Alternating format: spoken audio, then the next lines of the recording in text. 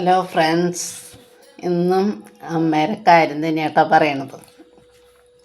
ഹരേ കൃഷ്ണ കൃഷ്ണ കൃഷ്ണ ഹരേ ഹരേ, ഹരേ രാമ രാമ രാമ ഹരേ ഹരേ, ഹരേ കൃഷ്ണ കൃഷ്ണ കൃഷ്ണ ഹരേ ഹരേ.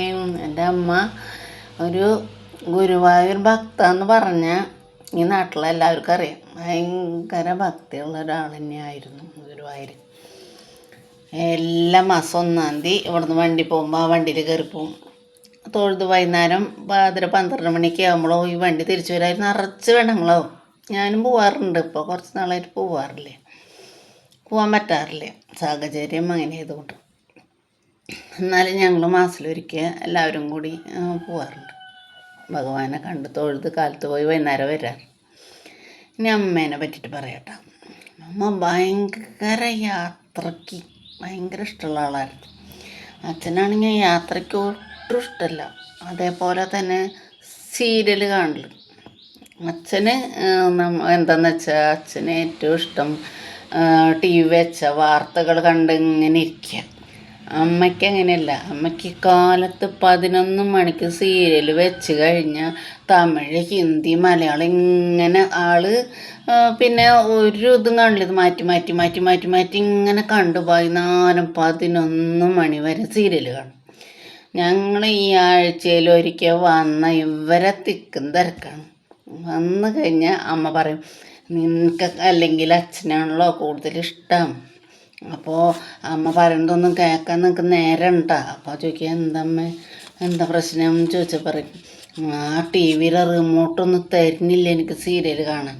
അപ്പം അച്ഛൻ പറയും, ഇവളെ ഏത് നേരം സീരിയലിന് മുമ്പിൽ എനിക്കൊന്നും വാർത്തകൾ കാണാൻ പറ്റില്ല.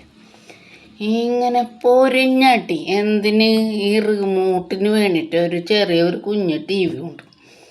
അങ്ങനെ ആയി അപ്പോൾ ഒരു ദിവസം ഞാൻ വന്നപ്പോൾ പറഞ്ഞു, ചേട്ടൻ പറഞ്ഞ ഒരു കാര്യം ചെയ്തോ, അമ്മ കിടക്കണോടത്ത് ഒരു ടി വി, അത് ചെറിയ വീടാണ് ഞങ്ങളുടെ, അവിടെ ഒരു കുഞ്ഞൊരു ടി വി മേടിച്ച് കൊണ്ട് കൊടുത്തു. അപ്പം 2 ആൾക്ക് റിമോട്ടായല്ലോ എന്ന് പറഞ്ഞു. അമ്മയ്ക്ക് ഭയങ്കര സന്തോഷമായി. അമ്മേരെ കയ്യിലുള്ള അന്ന് 5000-6000 രൂപയ്ക്കൊക്കെ ടി വി കിട്ടും. അപ്പം എന്ത് ചെയ്തു, ഓടിപ്പോയി കാശും കൊടുത്ത് ആ ടി വിയും മേടിച്ച് കൊടുന്ന് മുമ്പിൽ കൊണ്ട് വെച്ചാൽ മരിക്കുന്നവരെ ആ കുഞ്ഞ് റൂമുണ്ട്.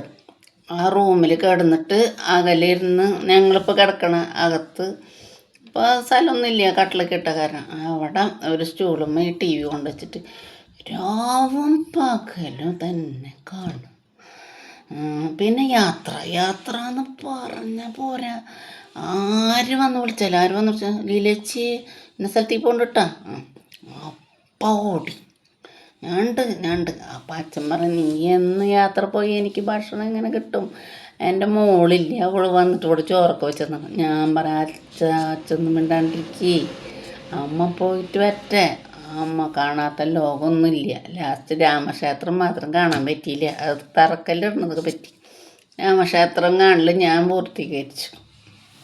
അപ്പോൾ അങ്ങനെയാണ് അമ്മേരെ ജീവിതം. അമ്മയ്ക്ക് യാത്രകളും അതേപോലെ തന്നെ സീരിയലും. എല്ലാവരോടും സ്നേഹമുണ്ട്, എല്ലാവരുടെ സ്നേഹമുണ്ട്, എല്ലാവരും വിളിക്കും ഒക്കെ ഉണ്ട്. പക്ഷെ സീരിയൽ വിടില്ല, യാത്ര വിടില്ല. ഇതാണ് എൻ്റെ പുന്നാരമ്മേരെ ഏറ്റവും വലിയ ആഗ്രഹം.